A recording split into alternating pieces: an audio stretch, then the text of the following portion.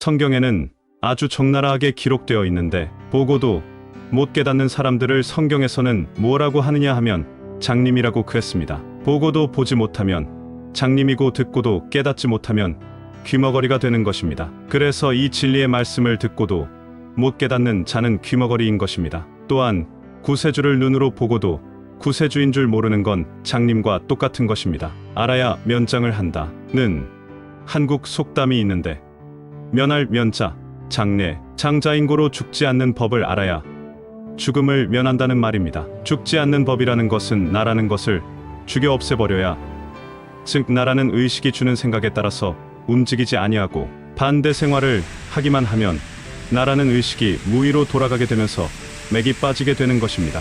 나라는 의식이 내 속의 대장인데 그 말을 안 들으니까 맥이 빠져가지고 비쩍비쩍 말라서 나중에는 죽게 되어 있는 것입니다. 그래서 이 사람은 그런 연단을 받아 반대 생활의 명수가 된 고로 인내력을 가지고 반대 생활을 일관했던 것입니다. 사람으로서는 도저히 반대 생활을 할 수가 없습니다. 그러나 이 사람은 그것을 해낸 사람입니다. 이 사람은 맛있는 고기를 먹고 싶으니까 쓴바귀를 먹었던 것입니다. 김치도 있는데 굳이 쓴바귀를 먹었던 것은 내가 너무나 미웠던 고로 그랬던 것입니다. 나를 미워해야지.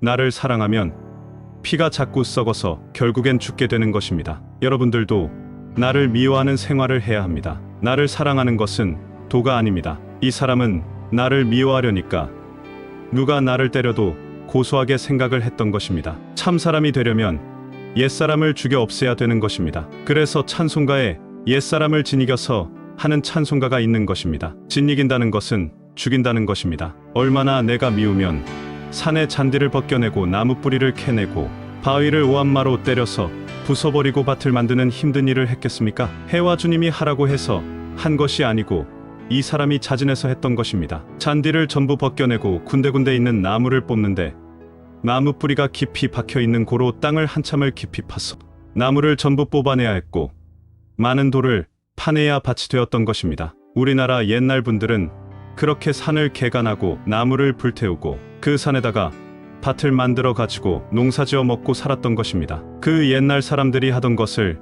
현대인이 한다는 것은 참으로 누가 봐도 격에 맞지 않는 일이지만 이 사람은 내가 미우니까 그런 일을 했던 것입니다. 나라는 게 왜 그렇게 미운지 그냥 만날 쥐어받고 심지어 여러분들이 흉내낼까봐 이 이야기는 안 했는데 사실 이 사람은 벽을 들이박았던 것입니다. 벽을 들이박다가 뇌진탕이 돼서 죽으면 어떻게 하려고 그랬는지 지금도 생각하면 아주 끔찍한 것이 왜 그런 짓을 했는지 모르겠습니다. 그렇게 나를 미워하는 생활을 했던 것입니다. 감사합니다.